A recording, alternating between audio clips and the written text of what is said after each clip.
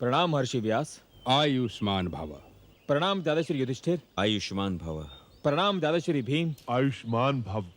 प्रणाम दादा श्री अर्जुन। आयुष्मान भव पौत्र। प्रणाम दादा श्री नकुल। प्रणाम। प्रणाम दादा श्री सहदेव। बड़ा सौभाग्यशाली है आज का दिन, जब मेरा समस्त परिवार मेरे सामने खड़ा है। मुझे गर्व है इस बात का कि मैंने ऐसे कुल में जन्म लिया है जिसने इस युग में सत्य, धर्म और परमवीरता की पताका थाम रखी है। मेरे अहोभाग्य कि आप सब महापुरुषों के एक साथ दर्शन हुए।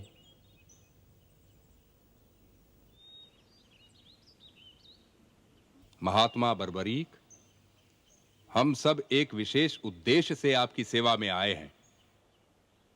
मैं इस अवस्था में भी यदि आपकी कुछ सेवा कर सका तो स्वयं को धन्य समझूंगा।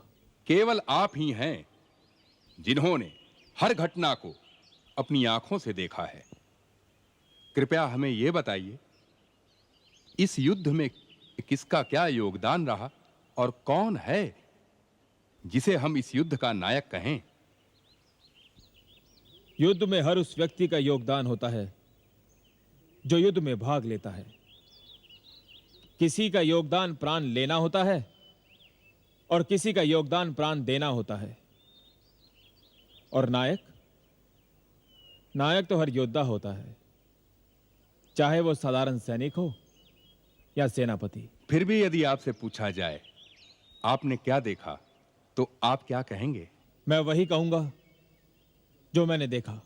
और आपने क्या देखा? मुझे तो सारे युद्ध में रणभूमि में चारों ओर वासुदेव ही वासुदेव दिखाई दिए। हर योद्धा के पीछे मुझे श्री कृष्ण दिखाई दिए, जिनका सुदर्शन चक्र यूं काटता चीरता चल रहा था जैसे प्रकाश अंधकार को, सत्य मिथ्या को और ज्ञान अज्ञान को चीरता है।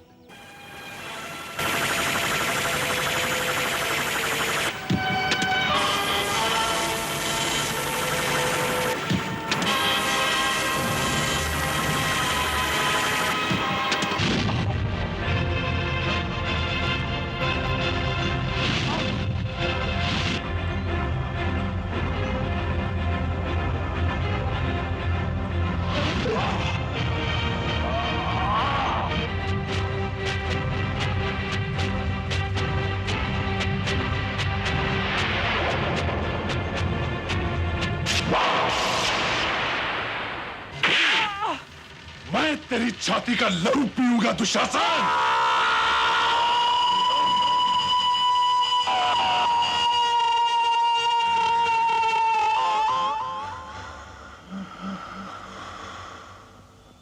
लो पांचाली, मैं तुम्हारे इन अपमानित केशों के लिए दुशासन की छाती का लहू लाया हूं। महर्षि, मुझे एक और दृश्य दिखाई दिया। वो दृश्य आपने क्या देखा महात्मा बर्बरी? मैंने देखा कि माता द्रौपदी शत्रुओं का रक्त पी रही हैं। मुझे पहले तो अपनी आंखों पर विश्वास नहीं हुआ, किंतु जब मैंने ध्यान से देखा तो मुझे लगा कि ये माता द्रौपदी नहीं, ये संसार की वो अनगिनत नारियां हैं जिन्होंने मानव जाति को अपना दूध पिलाकर पाला था, पर मानव जाति ने इनका तिरस्कार किया, इनका अपमान किया। वो नारियां जिनका समाज ने निरादर किया, जिनका चीरहरण हुआ, जिन्होंने इस अपमान से इन्हें बचाने के लिए एक एक को पुकारा पर किसी ने इनकी सहायता नहीं की। वो नारियां जो किसी की माएं थी, बहनें थी, बेटियां थी, किसी की पत्नियां थी, जो माता द्रौपदी का रग रग रूप थी, लेकिन जिन्हें केवल विलास की सामग्री समझा गया। मुझे लगा मानव जाति को दूध पिलाकर पालने वाली नारी के अपमान का यही दंड है। बस इसके अतिरिक्त मुझे और कुछ दिखाई नहीं दिया। प्रणाम केशव। पुत्र,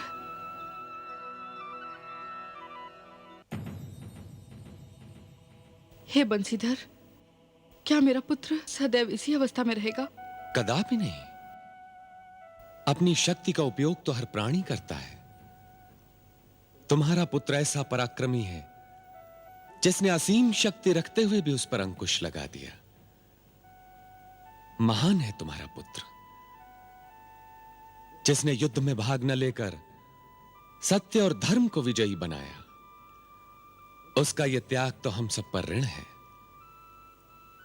और इस ऋण को न चुकाना तो मानवता का अपमान होगा।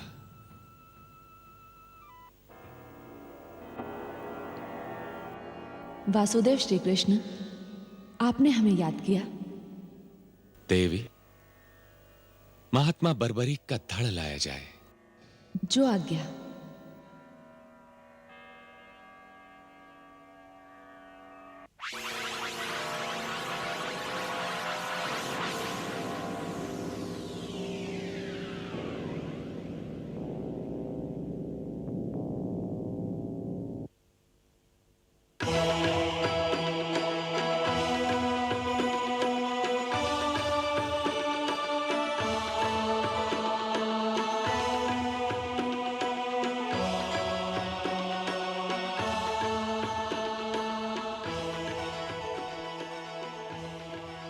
बर्बरीक, हम सब तुम्हारे आभारी हैं।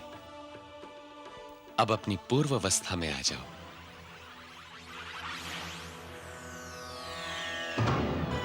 पुत्र, मेरे लाल बर्बरीक, मेरा जीवन तेरे बिना अधूरा था पुत्र। चल, घर चल, चल। नहीं माताश्री,